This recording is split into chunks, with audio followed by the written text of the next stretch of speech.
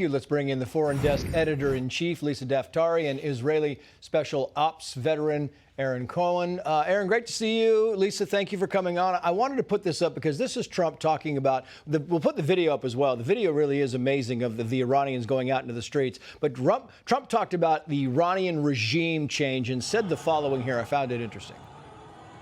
I'm not going to talk about overthrow of a regime. They've got a lot of problems that are in. They have tremendous inflation.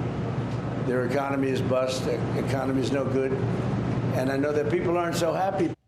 Yeah, they're not happy. And they've taken to the streets of Tehran. And I'm curious, Lisa, you study this, you know this.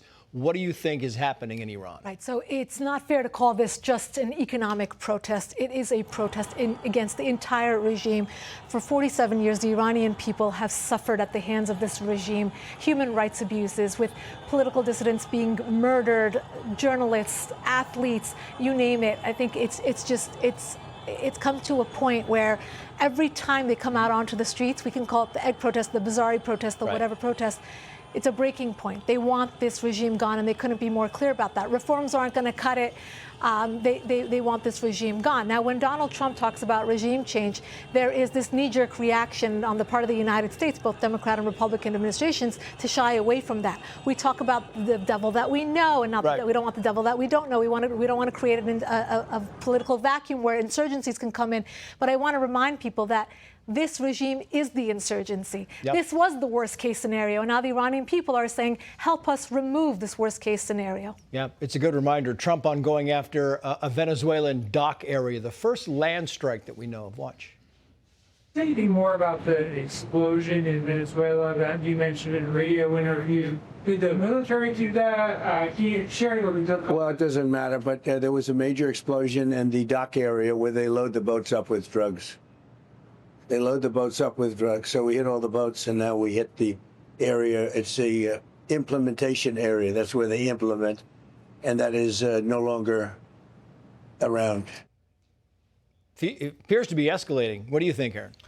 I think that there's no question that it's escalating, Trace. The most interesting part of that little press snippet is Trump's ambiguity. And that ambiguity of him not directly moving into those answers means that he's creating an environment for anyone who harbors Tren de Aragua, any leadership, any paramilitary organizations, that you don't know what's fair game now, which means logistics, nodes, any types of boats that are moving across the ocean. Docks are now fair game. Ambiguity as a weapon is how Trump has now set this trap. And if you're involved with any drug trafficking and you're supporting Tren de Aragua, you better keep your eyes looking, because special operations forces are now on your tail. Meantime, Benjamin Netanyahu on the future of Gaza.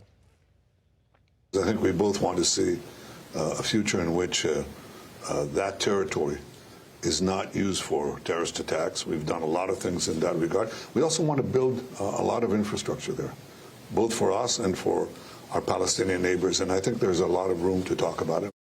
But Hamas won't disarm, Lisa, because they know if they do, they're done. Right. Then no other group has a chance. So I know the Western formation, the way that we think about this war is to say, what happens the day after? I always get that question. What's going to happen the day after? Right. Well, what Bibi Netanyahu is reminding us is that there is no day after until we get rid of Hamas, until they disarm. For the time that Hamas has weapons, it means that they will be in power and they will not let any other group or any other future for the Palestinian people or for Israel. This is regional stability that is in jeopardy because of Hamas. Meantime, Reuters writes the following here. Ukrainian President Volodymyr Zelensky said on Tuesday Kyiv was discussing with Washington a possible presence, Aaron Cohen, of U.S. troops in Ukraine as part of a security guarantee. Americans hear U.S. troops on the ground, they get a little bit nervous. Well, it's a big part of the America First thing. We don't want to go into continued wars, and I understand where everybody's concern is, but everyone needs to remember this. This is going to be tanks. It's not going to be artillery. It's not going to be paratroopers. When we say U.S. forces, we're talking about advisors. And what do those advisors mean? It means special operations forces, intelligence assets as well. And what that means is that Putin's going to have to start looking really close, because those assets are going to help infuse intelligence gathering, ISR, which is intelligence, surveillance, and reconnaissance, those predators, which are very dangerous. We're seeing those in Venezuela right now. And essentially, spiking the kill chain or speeding up what we call the kill chain for Zelensky. Putin needs to take note. If there's U.S. advisors on the ground there, it means that there will be significant intelligence capabilities working now for the Ukrainians. Aaron Cohen, Lisa Daftari, thank you both. Click here to subscribe to the Fox News YouTube page to catch our hottest interviews and most compelling analysis. You won't get it anywhere else.